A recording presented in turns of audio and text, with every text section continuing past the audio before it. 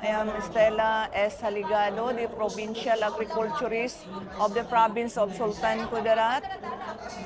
Sultan Kudarat being known to be the coffee capital of the Philippines. Now, we are here at the PCQC, at the Philippine Quality Coffee Competition, bringing with us the best quality coffee in the province. And with that, we also garnered the best coffee and become part of the Philippine Quality Coffee Competition. And now Sultan Kudarat is now going soaring high for not only national but international. And we are claiming we are really the coffee capital of the Philippines because data shows that Sultan Kudarat has the largest coffee area in terms of production and in terms of the area. So, and with that, with the effort of our young and brilliant governor, Sultan Kudarat is now known in the world market. It's really suitable for coffee production. We have the area, the elevation, the high elevation, which is 800 to 1,000 meters above sea level, which is really suitable for the propagation or the production of coffee, the Robusta, and also the Arabica. We are inviting you to visit the province of Sultan Kudarat. Not only the coffee capital, but very known for its tourist destination. Sultan Kudarat, sikat ka. Ako si Densbert de Ramos. Galing po ako sa bayan ng Senator Ninoy Aquino, Sultan Kudarat. Yung coffee po namin ang naging top 1 sa PCQC 2025 Robusta category under sa State Farm. Naging first place po tayo doon. At saka yung sa father-in-law ko, naging top 5 siya sa Robusta category. Under naman siya sa small scale farm. Alam naman natin na ang Sultan Kudarat ay biggest producer ng Robusta sa buong Pilipinas. At saka yung nakatanim po sa farm namin na Robusta ay mga native coffee ng Sultan Kudarat.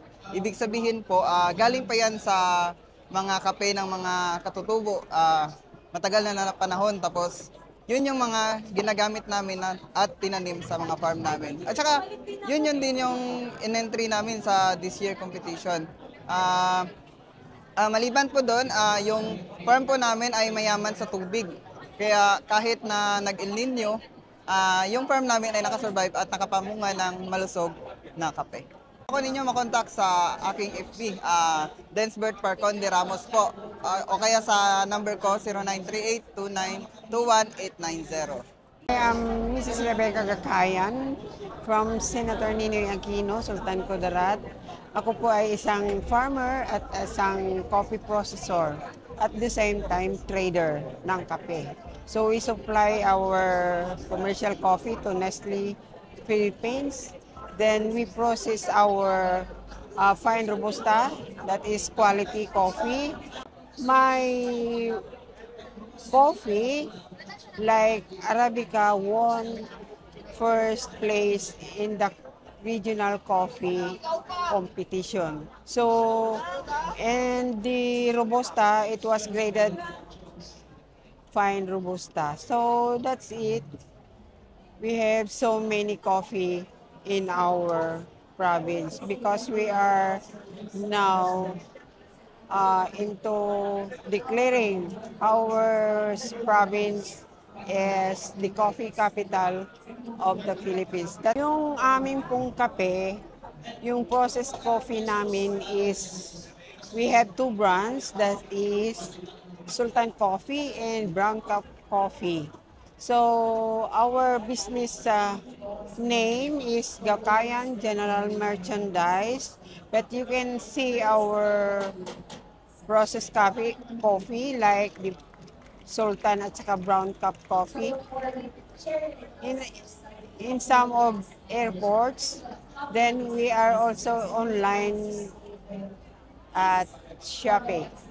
So they can just message us through our page, Gakayan Coffee, or they can email us through Gakayan Coffee at yahoo.com. John Basco from Kulaman Senator ni Nagino Sultan Kudarat.